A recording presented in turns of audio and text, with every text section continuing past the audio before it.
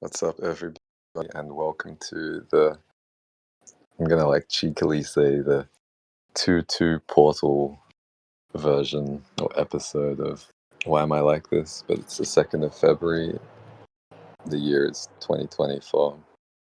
I'm on a spaceship named Earth, and in this episode of Why Am I Like This? I'll be talking about a question which was offered to this container from a member of the pod rock and also a tender of the broom and also a member of the 000 lineage space from which Why Am I Like This originated, offered this question, which is, what does your experience of meditation mentally and physically, quote, feel, unquote, like in your own words?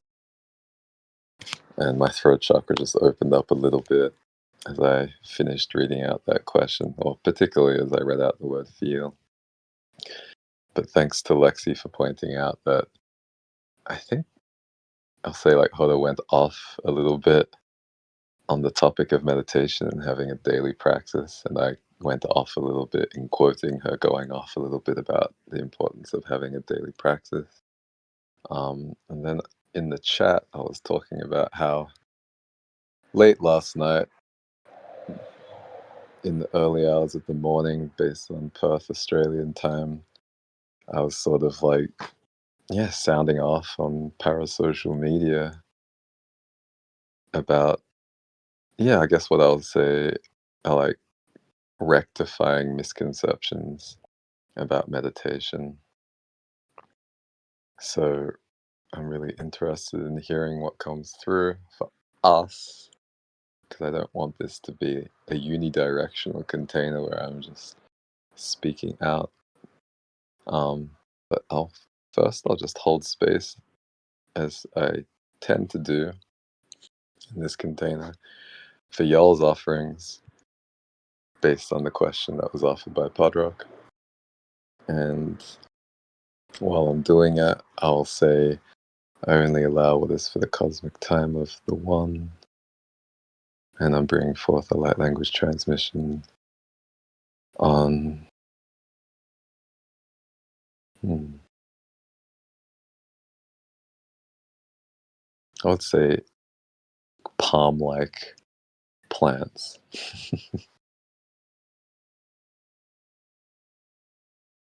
Shit ere taftamasutana kalekua man. Shite namastoro mataftanan sim. Shitem sultanan didera kan. Kananareto masani namsha. Kiera masapurumat ene sanam. Sukananet staranat eruka. Siniftement efteruk. Yene salatatama. Kunadanestaram sanaftaman. Sienet elgekorata. Tinefteram sunet. Kiletadam sotaratan. Siteramatunanim. Kutaranat sharet ok. Kutaramananastukanam. Tianat arakatara katarasa. Kukanarasta patrasa katinaka amukora. Yine bestuftarakanan sadaraka.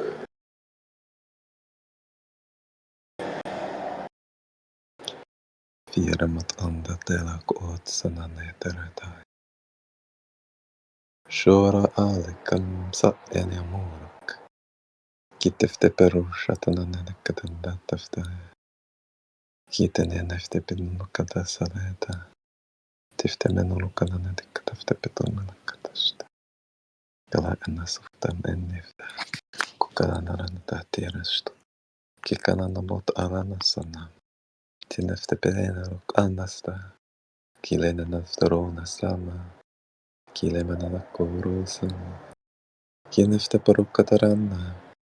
Kineftara pukoro samat era. Samat era.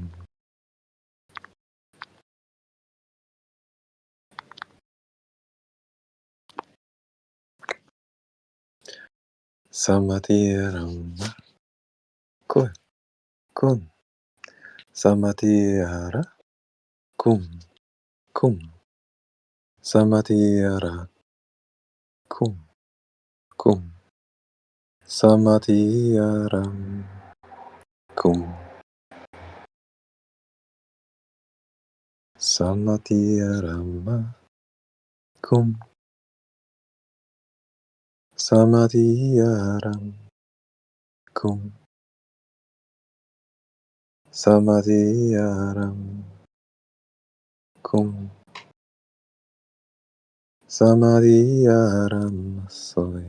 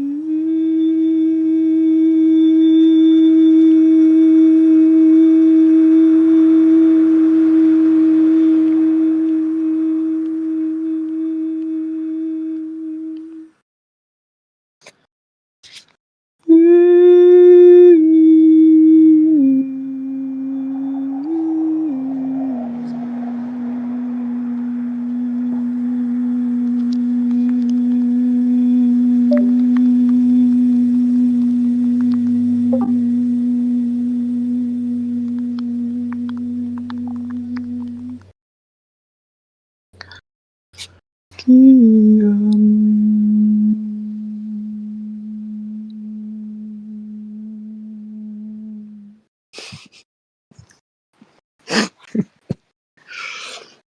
whole time I've been channeling, we've just been, well, I've mostly been dropping sneakers and streetwear in the chat. And I think we've basically decided that we're gonna stop making podcasts and just make clothes.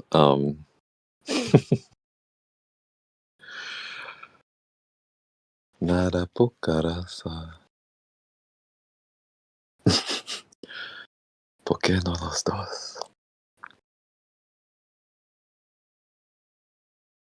Mi naturasa takayama. And it's saying merch. And it's so funny because some of y'all might not know this, but I started a clothing label with 3 of my friends. And I mean, in hindsight, I'll say we were fucking snobs. But I'd say like most of the clothing I wanted to make, I think this is like pretty smart for like online brands, is like like you kind of need a community because otherwise you just get lost in social media or parasocial media as I call it. And then secondly, it makes sense mostly to start out printing on tees and hoodies, which is why you see a lot of people doing it. But a lot of the people, I'll say 2 of the people I was working with were like, "We're not making much." um, because, it was kind of considered lowbrow compared to the cut and sew type stuff that we were making. And, a lot of these brands end up sort of transitioning instead of like printing on things which are manufactured by other things, they'll start doing cut and sew and printing on that. But it's really cost effective and yeah, like maybe the materiality of the things you can print on is not super exclusive. But I feel like, what's coming through for me now is that it sort of gives you the opportunity to innovate graphically, visually, printing techniques, that kind of thing. You can also like add accoutrements to what you're making after the fact. Like you can like embroider, you can sew patches on, and things like that. And it's all much, much cheaper than developing your own cut and sew line, which is what we chose to do. And, COVID came for us and we ran out of money. So, um, yeah, so I want to read some of the offerings. I'll read the question again because I was just like making noises for a while. Um, we were talking about the ugly sneaker trend, but um, the question that was offered by Podrock is, what does your experience of meditation mentally and physically feel like in your own words? Um, and Hoda says, meditation feels like showering metaphysically to me. Mm, I think Julie said something in this ocean of drip. Um, Julie says, sometimes feels like I'm in an open ocean and being cupped by the creator. Hmm. Got me thinking about the cover of a track called Tu by Mai. I think it's Venezuelan. I've posted it like a million times, so I'm just going to post a screenshot now. Oh, I'm playing it on my phone. How awkward.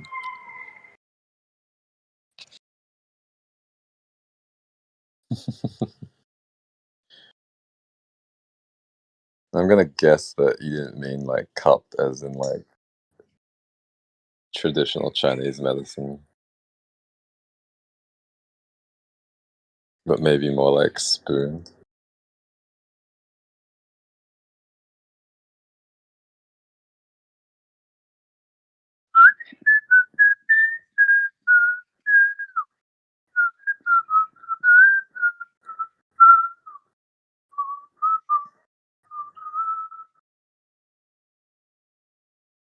I really don't want to stop playing this song, but I'm gonna. um, hmm.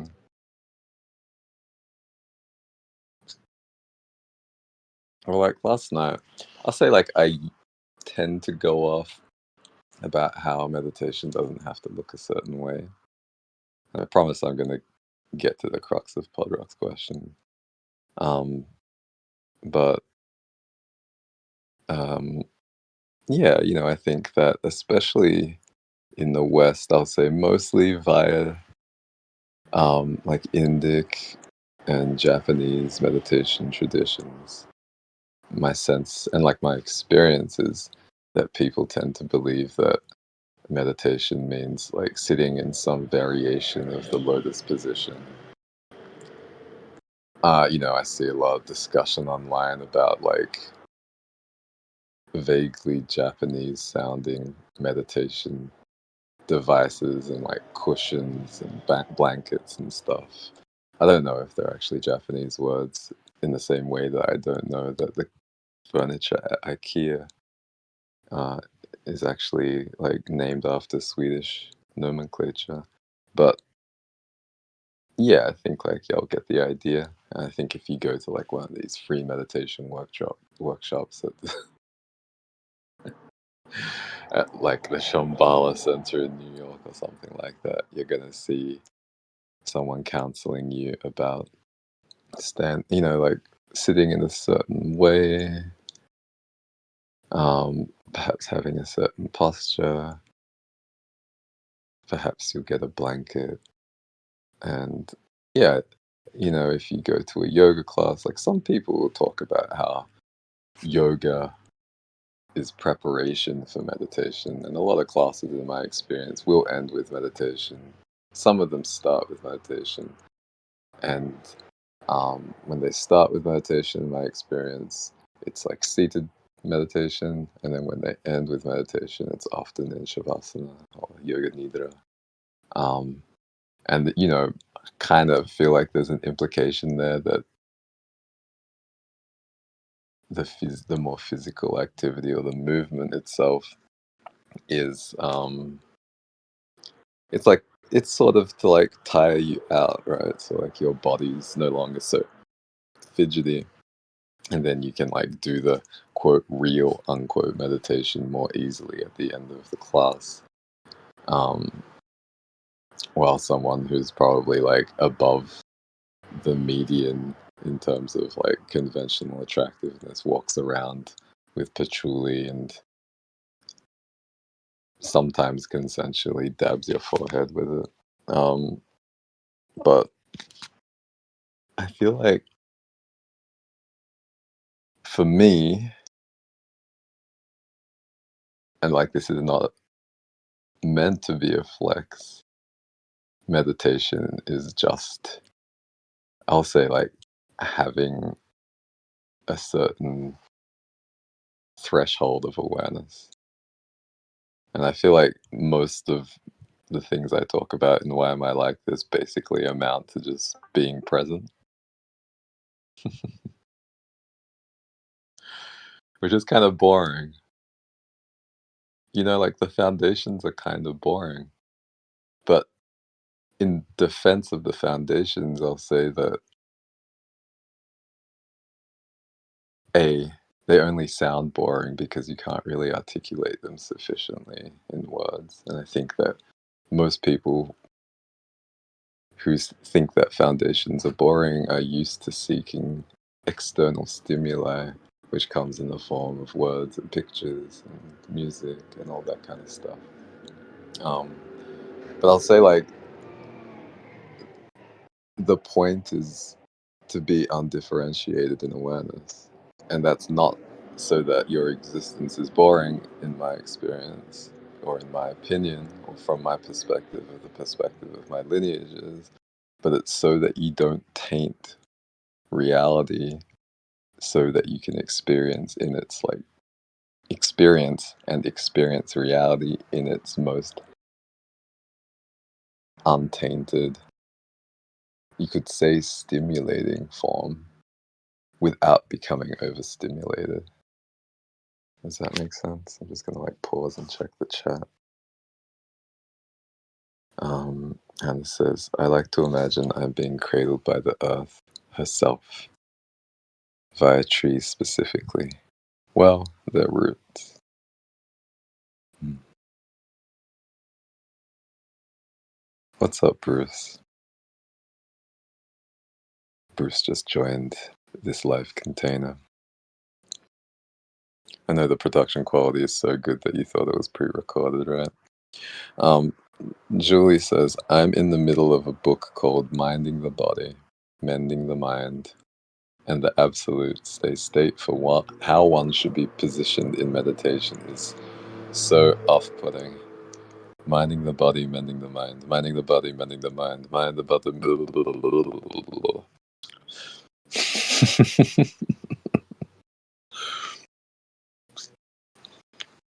Light as a feather, stiff as a board. Light as a feather, stiff as a board. Light as a feather, stiff as a board. Light as a feather, stiff as a board.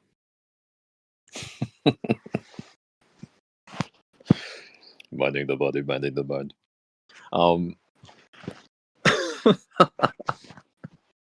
Minding the body, mending the mind. Minding the body,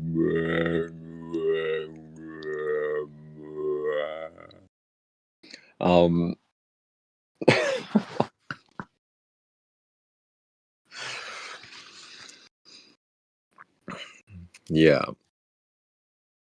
Can you say more about,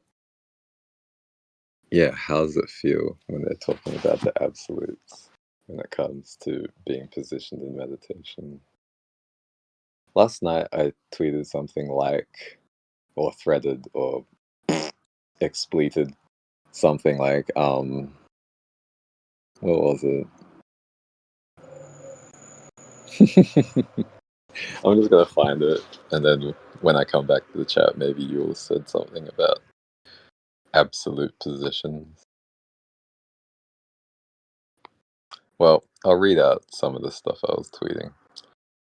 First one says, I literally can't remember the last space-time in which I was not meditating, or, if you will, I was not in a meditative state.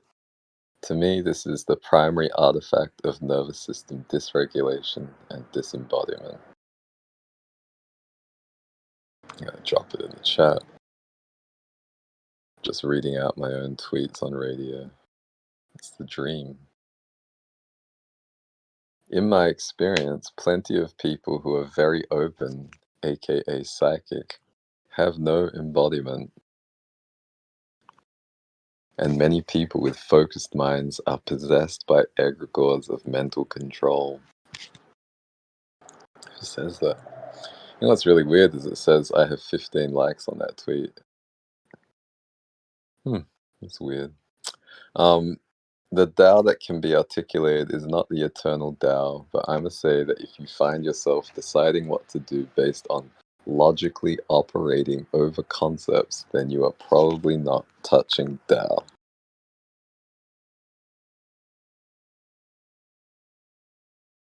And then I took a break to talk about toxic masculinity and femininity.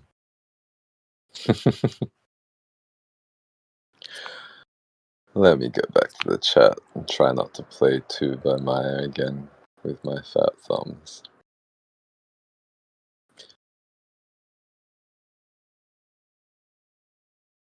Julie says, the way the book hasn't even tied the title into the rest of the text very well. Dead emoji. To be honest, I don't really like the book, but feeling called to finish. That's fucking interesting. I feel like I've often had the opposite sensation, from a spiritual, intuitive perspective where I really like something, but then I can't finish it. Like I just got the transmission, I just got the download. Julie says, I'd say it feels rigid and restrictive and like perfect breeding ground for those absolutes to perpetuate. Love that. Bruce says, I know I'm dowing because my parents never understand what I'm doing and often I don't know why either. Fucking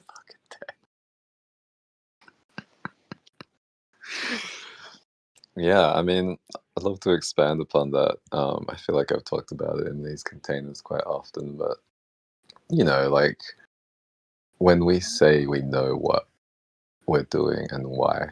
I would say that we're often engaged in the default mode network, right? And the default mode network is basically pretty similar to like a neural network, which powers like a generative AI. And the whole idea is to like predict what is most normative to like express next, right? So if we see behaviors and then from context we associate them with good or bad, and then when we meet those contexts again, we basically like look at the most highly scored good behavioral pattern that we've witnessed outside of ourselves, and then we invoke it.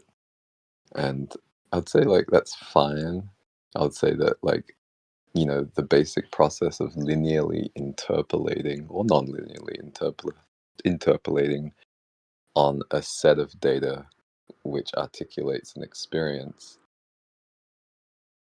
is fine. It's fine to extrapolate from one's interpolations of that data as long as your experience is going to match the data from which your interpolations arose. Does that make sense? So, like, I'll anchor it with a concrete example and say, yeah, if you're like walking around in the desert, you're probably going to like step in a few different ways. You're going to vary the tempo of how you're stepping. You might try walking backwards. I don't think it's going to work very well. Might be fun. But then, over time, you're going to develop a cadence which works in the desert. But then if you end up, let's say, like in a slippery valley, then the way that you walked in the desert isn't going to make sense going forward. And so, like, to bring it back to what Bruce was saying, I'll say that um, if we only do things where we feel like we know what we're doing and why we're doing them, then that's probably only going to work if we have a very unvaried life. And I would say that for many lineages, I would say especially lineages which correspond to, I'll say like wisdom, which connects humans with the earth and the cosmos, having a life which is very unvaried is like, I'll say literally soul crushing. Um, and I'd say like most humans alive today have connections to those lineages. And I would say most humans have connections to the cosmos because they get to see the sky at night and during the daytime. And most humans have connections to nature. And yeah, I think you can say that most of us probably don't have a strong enough connection to nature or the cosmos. But I would say just by virtue of being connected to nature and the cosmos, we are influenced, like in some ways, like every moment is an ancestor. And so we are influenced towards appreciating variation and diversity. And so I'd say, like, for a lot of us, our experience, I'd say for me, a lot of the time, my experience of having like a very stable life feels like it's at odds with what my body wants. And then I would say that, like, often what my body wants is at odds with what has been reinforced in my default mode network with regard to, things which are known as being valid things to do. Mm.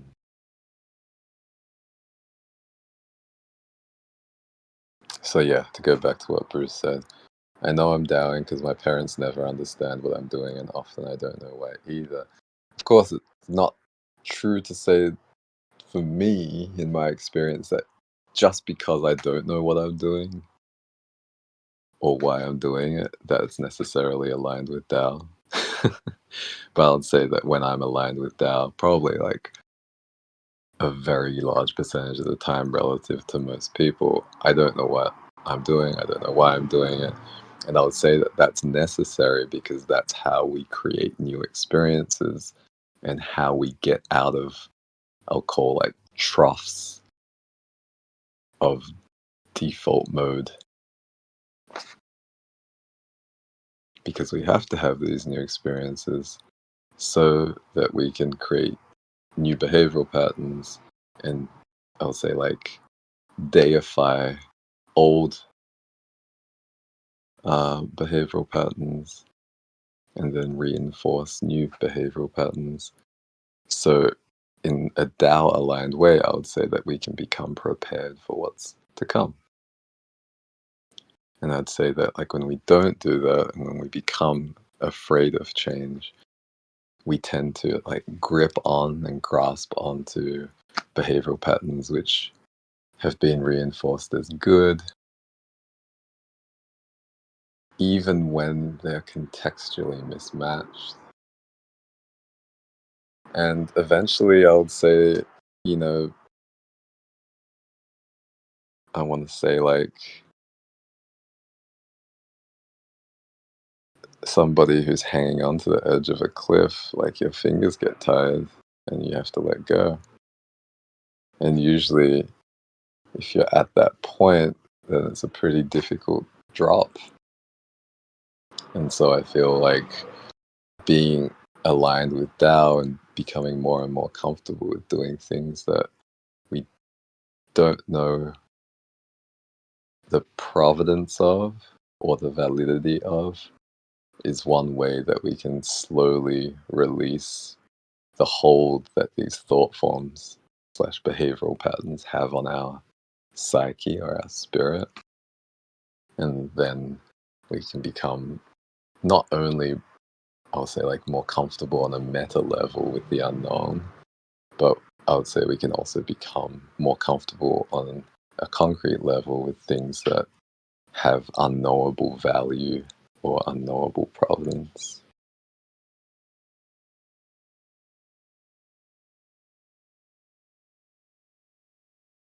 Can I read the chat? There's a very interesting GIF here. Intrepid Buddy says, "This makes me think of Dune." I'm gonna take that as a compliment. Um, Bruce says, "I sat down to read one of 3 books or play with my tarot deck, but then I got yeeted into this space." Welcome. Um, what it says, "I feel like often that tension is resolved by me meditating and cultivating what drives instincts, or at least gaining insight on them." Thank you for bringing us back on topic. I was wondering how we'd get there, and I will say, and this is like a little bit of a pun, but it's kind of obscure. I'll say that, like, I did not expect that it would happen in this way, um, because I would say, like, the patterns that have been reinforced in my default mode network is, yeah, I'll say mostly tell me that if I go to the chat, I'm going to get, quote, distracted, unquote, from what I'm trying to say or what the topic of the container is. And yeah, I think bringing this discussion back to meditation is really valuable.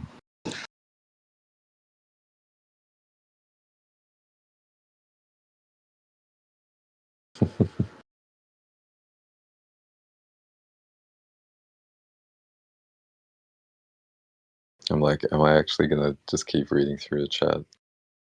And I would say, like, there's parts of my body which are like, yes, and parts of my body which are like, no, you have to stay on topic.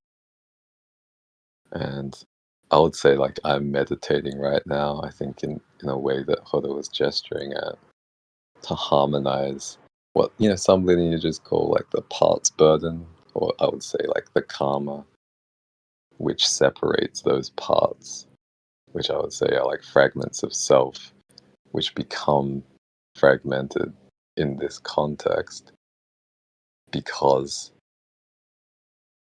there are many spaces and times that myself has been in where aspects of this context were present. Like, do I do the thing which people say is good, or do I do the thing which people say is bad? And that led to some fissuring or fragmenting of myself in those space times. And then I'll say that across all of those space times, in a way that's like somewhat weighted by the correspondence between those space-times and this space-time.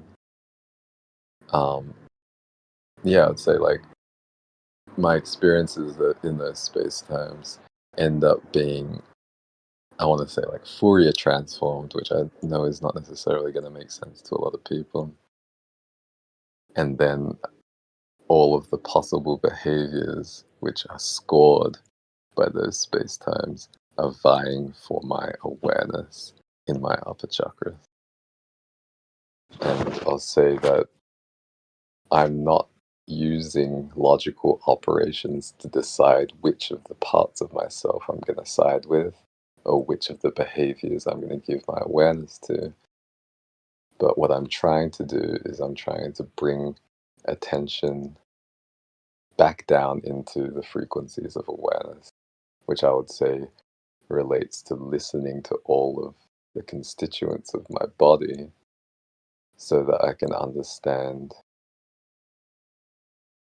on a preconceptual level what it would feel like to make peace between these different fragments of myself so that my awareness can be unified and in a harmonically peaceful way, I'll say, I can move to do something. And I feel like this more directly answers Podrock's question. I mean, the question itself, I would say, speaks to like, what does it feel like when I'm meditating? And I feel like it feels like a lot of different things, right? Like, I kind of described what might be called a multi-phased linear process.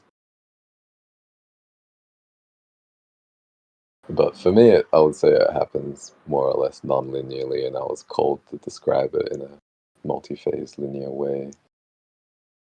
But I'll say, like, right now, and I feel like this is like an extreme version of why am I like this, where I'm not only talking about my experience that has led to me being a certain way in a certain moment, but I'm talking about my experience in this moment. I'll say that I feel some tension on the left lower side of my sacral, and I would say that it feels corded to something in my left hip, which I feel like is resonating with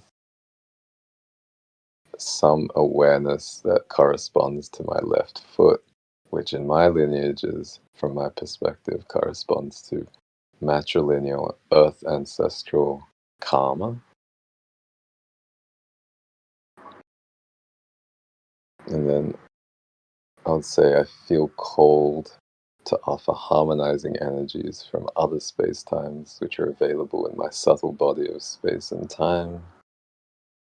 And if I feel called to tune into them in a certain way, and I'll say I am feeling cold right now, they can take on textures and colors. And I would say, like, right now, I feel like my patrilineal earth ancestral experiences are offering what feels kind of like a cobalt,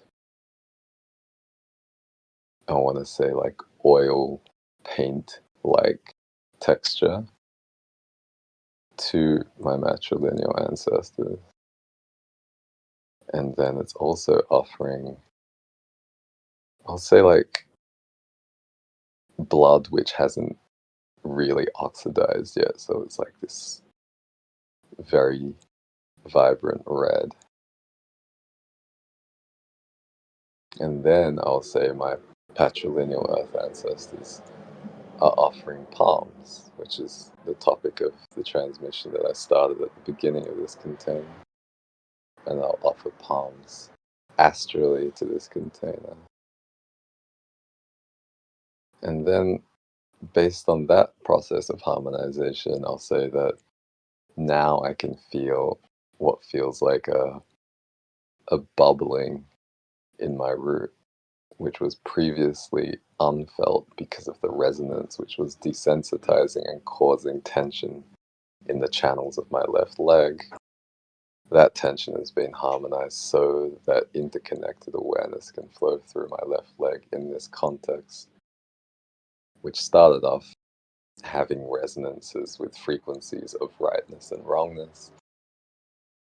And I'll say that without logically operating on this conceptually, a pinging at my crown tells me that this relates to the experiences that my matrilineal ancestors have had in contact with the egregore of Jesus Christ. Which is not to say that my patrilineal ancestors or my present life vessel or my sky ancestors haven't encountered egregores of rightness and wrongness, but I would say that the egregore that I would say we are exercising now relates to like a Christian textured um, demon or sound, which in its encounters with life forms tends to produce sensations which arise from trauma and conditioning related to that same egregore.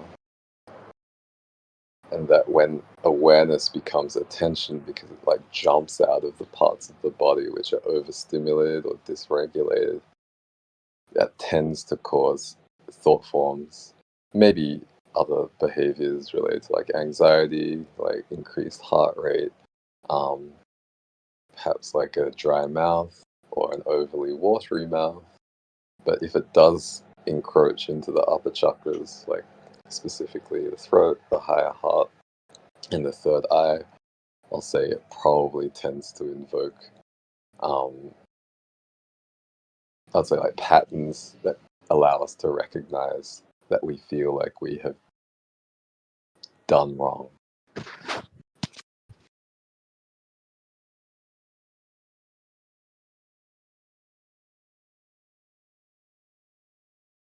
Bruce is like, what was the main topic?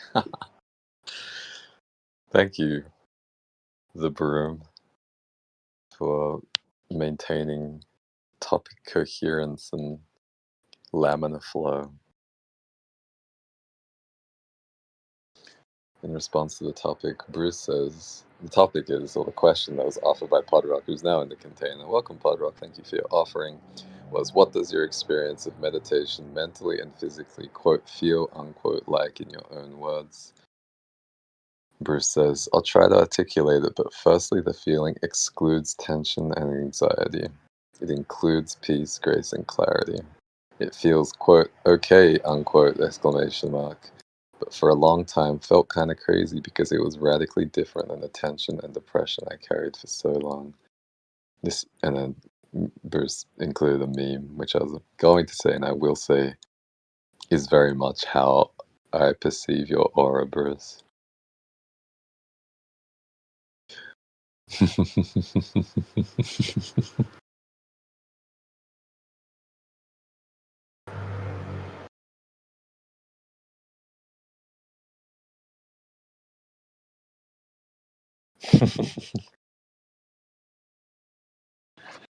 mm, just tuning back into the channel a little bit.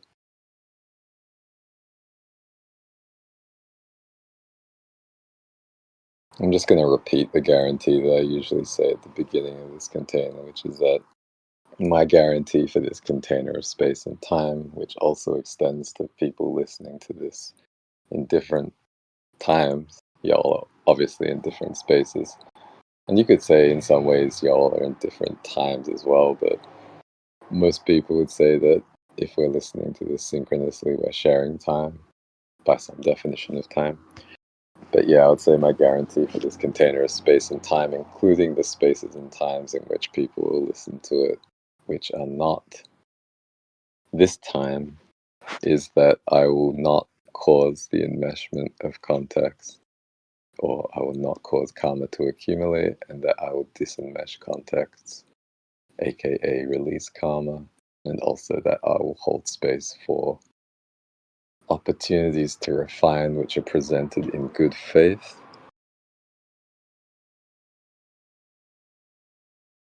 And I'm meditating on some disharmony between parts of me that want to close the container and parts of me that feel like I didn't answer the question adequately. And neither did any of y'all. Since you're here, Padrak, how do you feel about the responses thus far to the question that you offered to this container? You can feel free to unmute, or I can read out your response in text, and I'll continue to harmonize what's happening in my body. I guess, like, what I'll say is that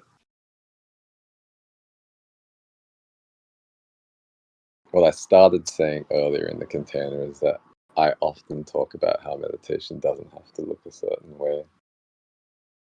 And then, hopefully, based on my narration of the process of harmonization of disorganized energy, which was causing different behavioral patterns to arise in my body and contend for my attention as a collapsed form of awareness.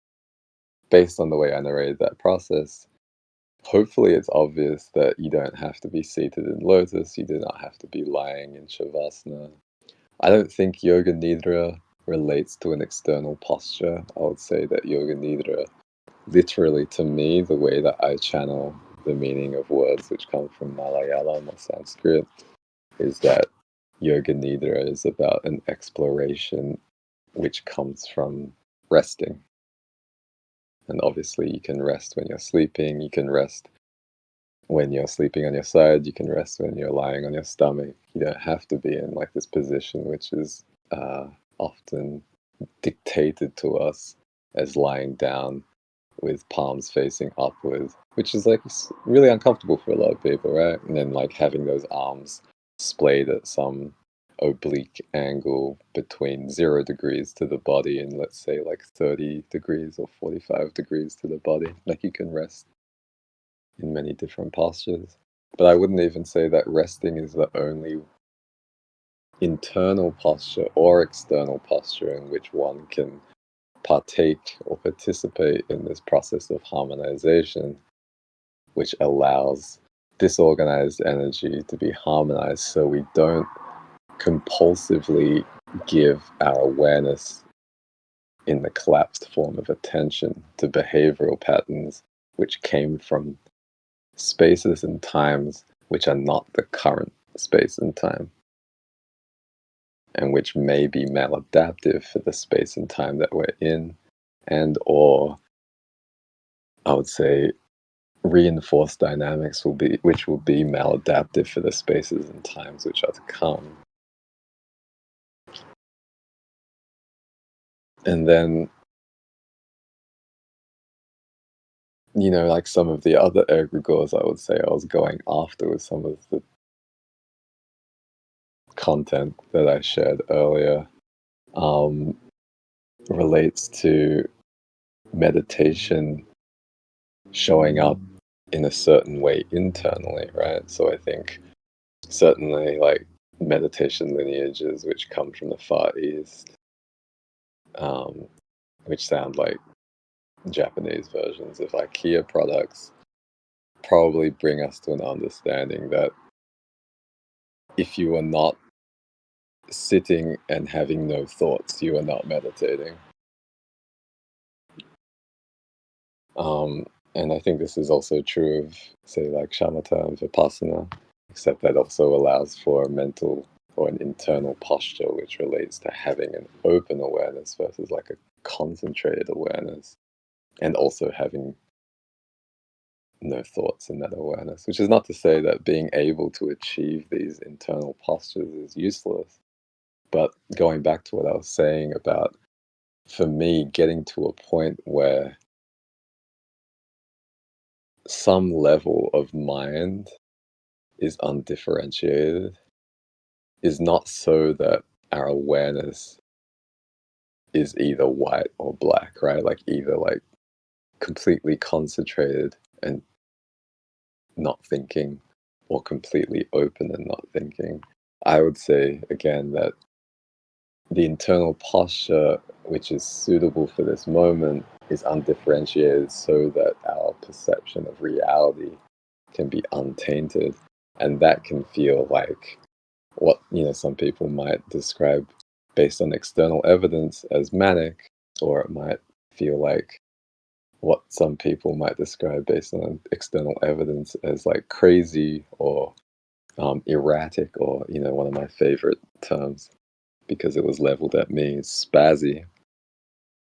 um, it might look like, I would say most of the time, what it looks like for me is like actually listening to people when they talk to me instead of cycling through solutions in my brain, which I feel like is a very normative pattern of behavior which comes from dysregulation on some level, um, especially with parents. And yeah, I would say like embracing the void and then manifesting externally from the void necessarily can and will, in my experience, look like every possible shade and texture and density and viscosity and fluidity that reality can take. And I would say that as a spiritual practitioner, as someone who holds space professionally for people, this often means that I can provide harmonizing frequencies for whatever's showing up in the fields of the person or the people or the fragments of peopleness that show up in the bodies that I share space and time with. And then by providing these textures and having what you could call like the boring foundation of being able to perceive reality in an undifferentiated way, I would say that some version of the process which I described earlier unfolding in my body in order to harmonize disorganized energy, which prevented the community of myself from moving as one. Some version of that process can happen with the other person. And where I say like in my body, it happens like vibrationally, it happens etherically, and sometimes it happens astrally, which is to say that it happens symbolically or conceptually. I'll say that when I'm working with other people, if I'm in person with them, it can happen symbolically, conceptually, etherically, and vibrationally. If I'm sharing space and time with them over like the internet with sound on, then it can happen etherically, vibrationally, and symbolically and conceptually.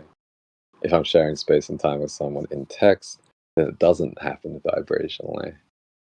If I'm sharing time with them on a call, then it's happening vibrationally, but through this distortive layer, which is basically, like my microphone converting sound into electrical signals and then digitizing them, sending them over the internet through Al Gore's series of tubes so they can be um, de-digitalized or converted to analog electrical signals which power a speaker, which then have a vibrational effect on their body. But I would say that even if I'm not sharing space and time, either in person or digitally or in sound and text, then this process of harmonization can't happen symbolically and conceptually because we mostly transmit symbols and concepts through text and images and voice and video. And I would say it can't happen vibrationally by the definitions I'm using within this framework because I can't make sounds which that other person can feel.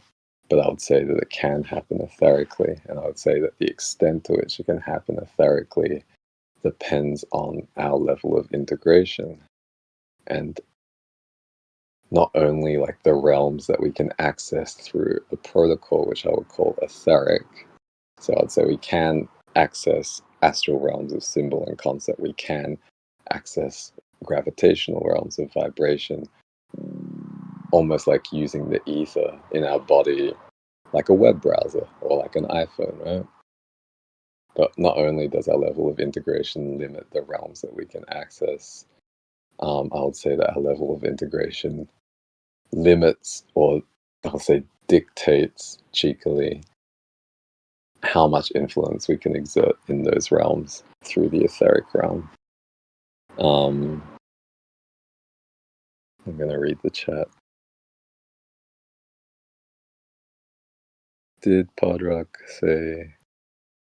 I don't think Podrock answered my question, which is so rude because I feel like we've all been answering your question. I was going to, and you started talking, which is totally fine. I'm just fucking with you.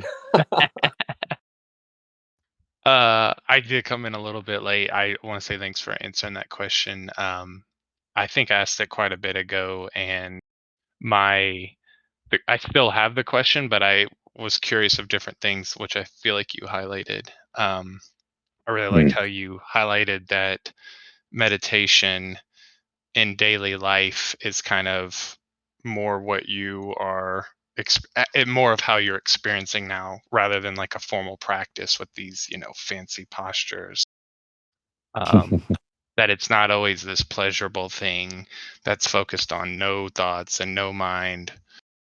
um, it sounded to me like your experience of meditation is this very presently aware, non-attached, embracing the totality of the experience that your awareness is perceiving. Um, and I've never thought of this as meditation. Maybe it's like a higher level of it, but harmonizing any disharmony that presents itself to your awareness. That was also very interesting. Mm. Thanks for reflecting. Um, yeah, I guess I'll continue a little bit and say that some of the egregores I was going after were sort of, I think, yeah, like within, I want to say, spiritual circles on parasocial media. What's really one of the things which is really interesting to me from my, you could say like my nexus point in parasocial media is like, um, I have this image in my head right now of this part, this place near Alaska where I believe two oceans meet but do not mix. And I feel like, you know, what that's communicating to me in this moment is how I'm very connected to people who are like really psychic, and then I'm very connected to people who are like, I'll say like mentally concrete. And both of them would say they have spiritual practices, right? So like people who engage in divinatory practices, um, and maybe refer to themselves as being like somewhat or like very psychic, have a spiritual practice, which I'd say like often comes from like lineages which are called pagan, or often comes from lineages which engage in ancestral reverence, working with plants. Like I want to say like folk magic, right? And then, of course, like the people who have um, like really, I'm gonna say like perhaps rigid or regular sitting praxis, meditation praxis, which come from mostly Indic and Far East lineages. We also say they have a spiritual practice. But still, we have this situation where those two oceans meet but don't necessarily mix. Um, and yeah, I'm speaking about the content I posted, which is talking about how a lot of psychic people are like very disembodied, um, and a lot of people who have like very like stable minds, let's say, are often possessed by um, egregores of mental control. But I would also say that those people are like often fairly disembodied in my experience. And I'll just say for now that, my sense is like what I was talking about when I narrated my process of harmonization is, uh, I want to say like embodiment oriented. And again, it can happen while you're cleaning up cat poo. It can happen while you're cleaning up your own poo. It can happen while you're cleaning up like a baby's poo. Um, can happen when you're dancing. Can happen when you're in the store. Can happen while you're playing a game, in my opinion, because I think like maybe like the one constant for us still, until like Mark Zuckerberg makes it possible for us to upload our psyches into um, a data center, um, the one constant in each space and time is our access to our body, right? And I would say that, like, if your spiritual practice relies on implements of folk magic, particularly external implements like tarot cards or astrology wheels or astrology dice or Japanese cushions, um, and or if your practice in, I would say, like, in a way depends upon, I'm going to say, being possessed by specific modes of awareness which have been dictated to us as being valid states of mental awareness, sometimes known as shamatha or vipassana, sometimes known as um, jhanas, then we are going to find spaces and times where either these internal or external postures and tools are not available to us, and we will not be meditating, and we will probably end up being dysregulated, and we'll probably end up giving our awareness in a collapsed form of attention towards thought forms and emotions which connect via the process of valencing to what my lineage is from my perspective called demons. And for me, generally, when we're channeling or possessed by demons via emotion or thought forms, or even somatic sensations, it's 11:11 here, we are giving awareness that is, I would say, like, solely the creation of life forms to non-life forms. And I would say that overwhelmingly their interest is to continue pulling awareness out of life forms because they can't generate awareness. And while you might argue that they're incentivized then to create life,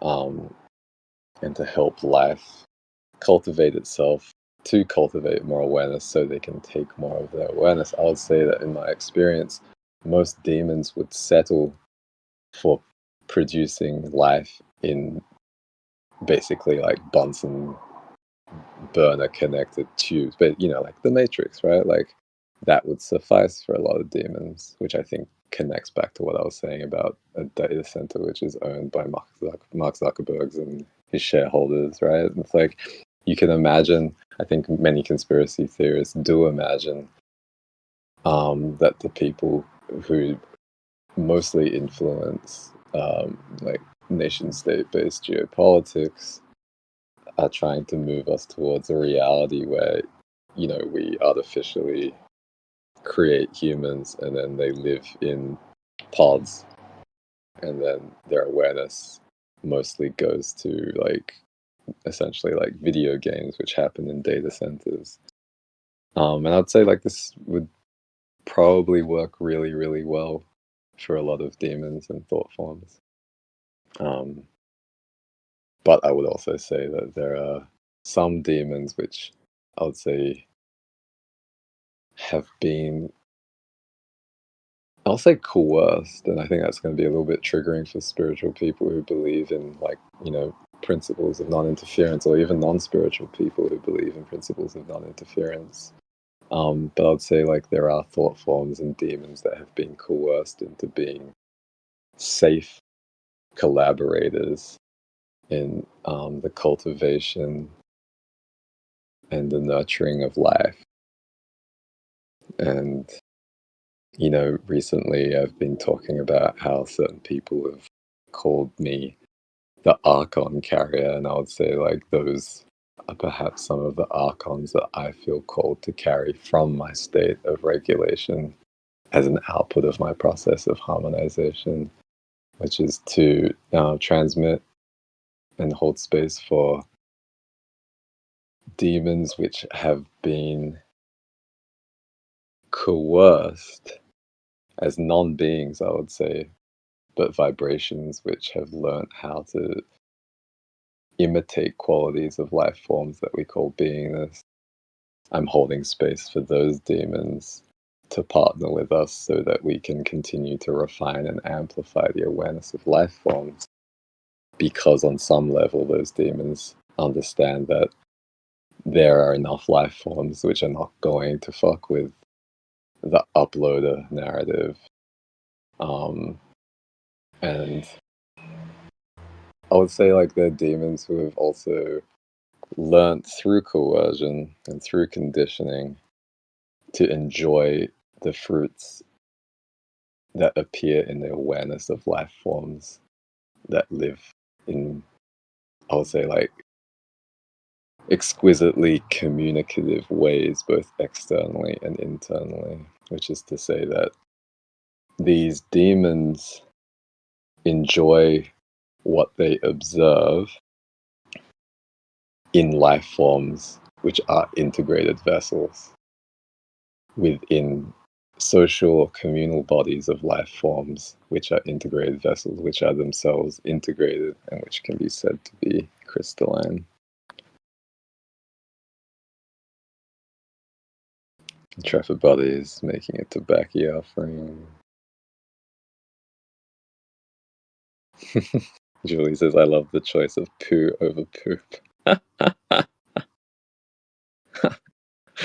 Pod says, I felt like all of the formal meditation I did prepared me for the practice of holding a similar state in everyday life, and the real payout came from practicing it in everyday life rather than 30 minutes on the mat per day. Yeah, I'm really glad you said that because, you know, I feel like part of why I feel, I'll say, qualified to like talk divine smack about these meditation practices is because I've been meditating for like 27 years. But I've also seen how people can get stuck to these doctrines. And, you know, I believe very much that what you're saying is true, Pod, but I think often people end up being stuck to these doctrines and not getting out of them. And they, yeah, I'd say like they continue to be under the possession of egregores of mental control, or they continue to, you know, I'll say like manically channel stuff that's happening in some of the realms I referred to earlier, but without some form of embodiment, they can't manifest anything they're channeling. And then I'd say the people who are possessed by egregores of mental control tend to do a lot better at manifesting the the demons that they're possessed by, because I would say that those egregores of mental control are more compatible with normative consensus reality, right? Like people want you not to dance in public.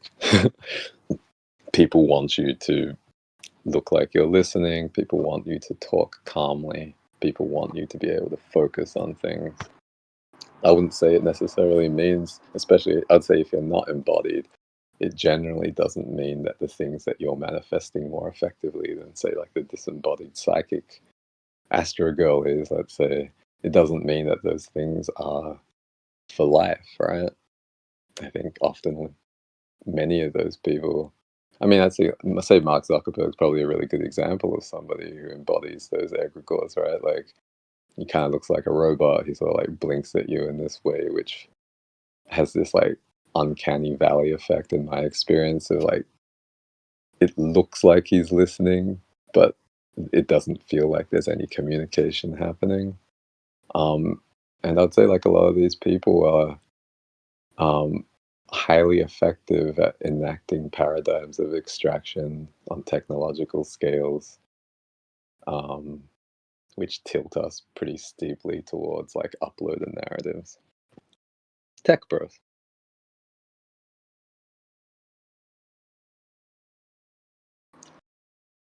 Um, yeah.